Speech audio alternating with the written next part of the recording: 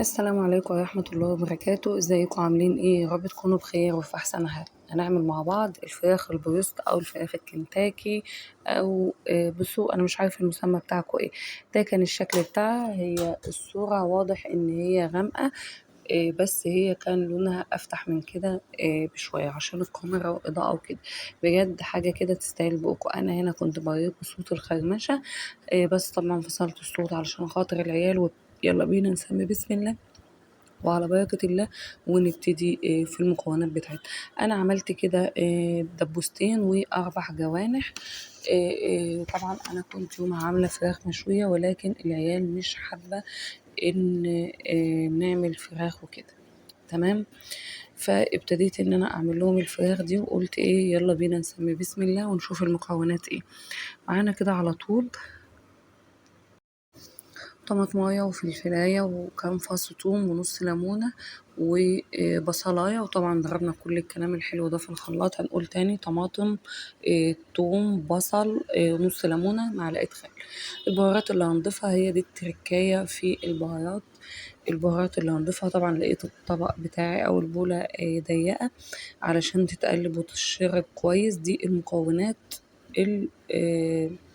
الخضار. طبعا عندنا بهارات، جبت كده بولة اكبر وهبتدي ان انا اضيف ليها في نزلتها كده في الطبق الاكبر، وهنزل بالبهارات بتاعتي عشان خاطر انها تتقلب كويس وتتشرب من كل الحاجات دي كويس جدا. هنزل كده بالبهارات. معانا ملح، اللهم صل وسلم وبارك على محمد وعلى آله وأصحابه الطيبين الطاهرين، صلوا عليه. لا حول ولا قوة إلا بالله العلي العظيم. سبحان الله والحمد لله ولا إله إلا الله ولا حول ولا قوة إلا بالله العلي العظيم. لا إله إلا أنت سبحانك إني كنت من الظالمين.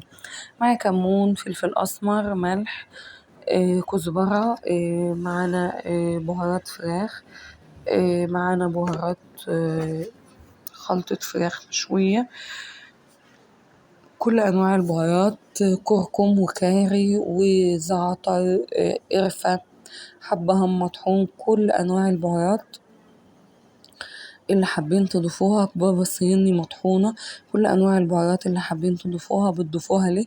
كل واحد بيحب الطعم بتاعه. بابريكا مدخنة، بابريكا عادية، أي نوع بهارات بتحبوه بتضيفوه. أنا ضفت كده البهارات بتاعتي. هبتدي ان انا اقلبها كويس جدا في البهارات، وهقلب الخلطة دي. لو وصلتوا لحد هنا من الفيديو ولسه ما عملتوش اللايك، يا ريت تنزلوا تعملوا لنا لايك وتكتبوا لنا كومنت حلو منكم وقولوا لنا مستنيين وصفات ايه، واكتبوها لنا، وباذن الله باذن الله نعمل لكم وصفات تانية كتير زي ما انتوا حابين. تمام. انا هنا ضفت كمان البابريكا، الكركم. اللهم صل وسلم وبارك عليك يا حبيبي يا رسول الله. وهبتدي ان انا طبعا شوية قرفة. هبتدي ان انا اخلط كل البهارات دي كويس جدا، وهقلبها كويس في الفراخ. طبعا انتوا حابين تعملوا فراخ مخلية، حابين اللي انتوا حابينه بتعملوه، اللي انتوا حابينه بتضيفوه. طبعا وما ننساش شوية من الزيت. طبعا الزيت هيديها طراوة. حابين تضيفوا زبادي بتضيفوا، حابين تضيفوا اي حاجة يعني كل واحد. بس انا مش بحب اضيف زبادي. انا الزبادي بحس ان هي الزبادي بتطريها قوي، وانا دي الخلطة اللي انا معتمدها. تمام. هقلبها كويس جدا. على طبعا هركنها طبعا على جنب اقل حاجة ساعتين. لو بيتوها في التلاجة بيكون افضل. دي الخلطة الناشفة بقى او المواد الجافة. عندنا كده كوباية من الدقيق، وبنضيف معلقتين 3 نشا. لو متوفر حابين تضيفوا بقسماط ضيفوا زي ما انتوا حابين يعني، مش حابين خلاص. هنزل عليهم بشوية فلفل أسمر، شوية كمون، شوية كركم، شوية بابريكا، وطبعا شوية ملح. وابتدي ان انا اقلبهم كويس جدا في الخلطة دي. اقلب بقى المكونات دي كده حلو مع بعض. لا إله إلا أنت سبحانك إني كنت من الظالمين. لا حول ولا قوة إلا بالله العلي العظيم. هبتدي طبعا إن أنا أقلب كده المكونات دي كده مع بعضها.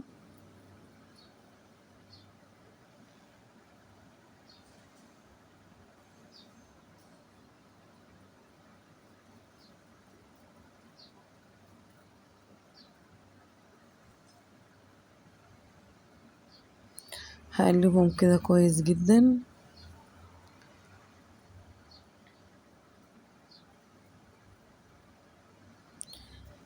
هقلبهم حلو قوي علشان خاطر يدخلوا المكونات في بعضها.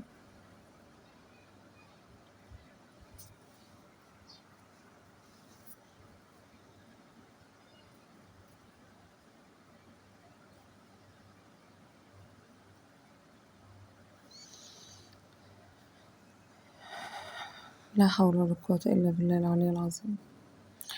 طبعا بقى أنا هنا في المرحلة دي عدى أكتر من ساعتين. فهبتدي إن أنا أجيب الفراخ بتاعتي المتبلة، وهبتدي إن أنا أقول لكم هنعمل إيه مع بعض. هنجيب كده بولة فيها مية متلجة. شايفين كده بولة. هنجيب كده بولة فيها مية متلجة وقطعتين تلج.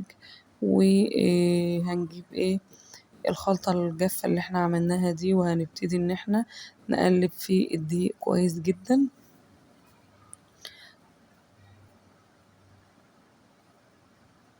شايفين كده؟ اللهم بارك. هقلبها كده في الدقيق ومش نبططها يعني. بصوا بحيث ان هي تبقى آه، الشكل كده عشوائي.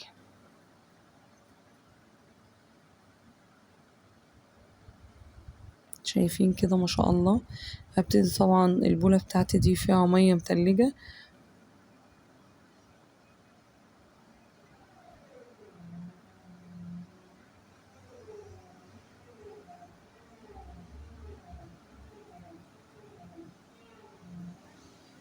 زي ما انتوا شايفين كده.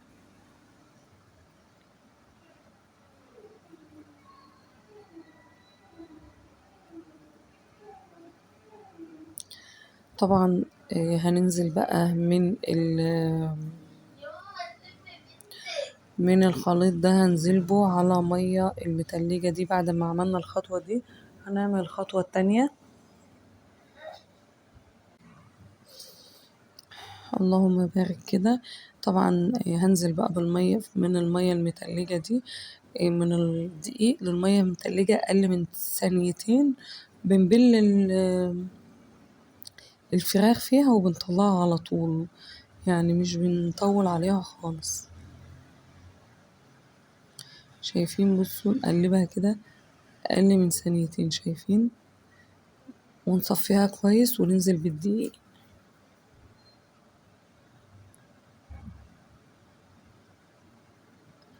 يعني بصوا بنشيله ونحطه على طول.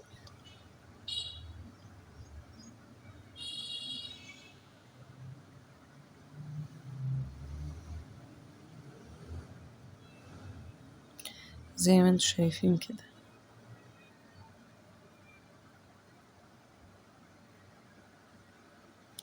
طبعا هنبتدي ان احنا نقلبها كويس في الدقيق ده تاني.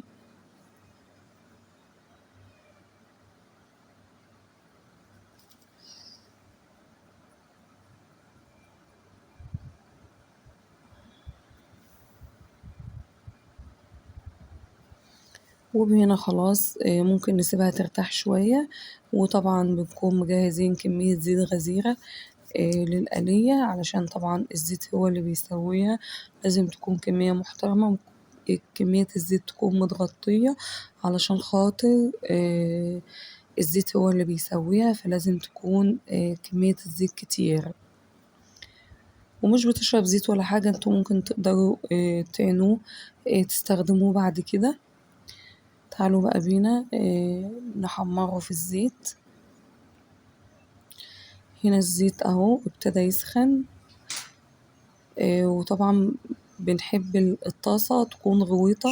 لو ما فيش طاسة غويطة بنعمله في حلة زي ما انتوا شايفين كده. بنبتدي نسويه. بنعلي النار أول، وبعد كده ساعة ما الطبقة المقرمشة تتعمل بنكون موطيين النار، وبعدين نقلب ونسيبها لحد ما تستوي ونحس إن هو خلاص استوى وبقى زي الفل.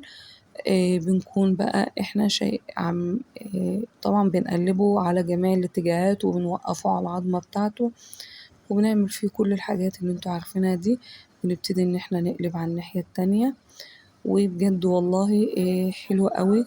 طبعا العيال الأطفال اللي عندنا بيحبوا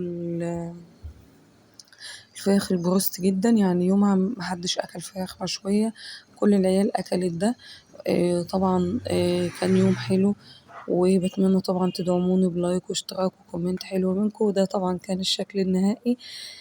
استنونا في فيديو جديد ويوم جديد ووصفة جديدة. حابين تشوفوا انتوا حابين ان احنا نشارككم بايه، وبإذن الله بعمله لكم. طبعا ما تنسوش تدعمونا باللايك والاشتراك والكومنتات الحلوة، وقولوا لنا حابين ان احنا نقدم لكم ايه. اللهم صل وسلم وبارك على محمد وعلى آله وأصحابه الطيبين الطاهرين. استنونا في وصفة جديدة ويوم جديد، واستودعكم الله في رعاية الله وحفظه جميعا، ومع السلامة.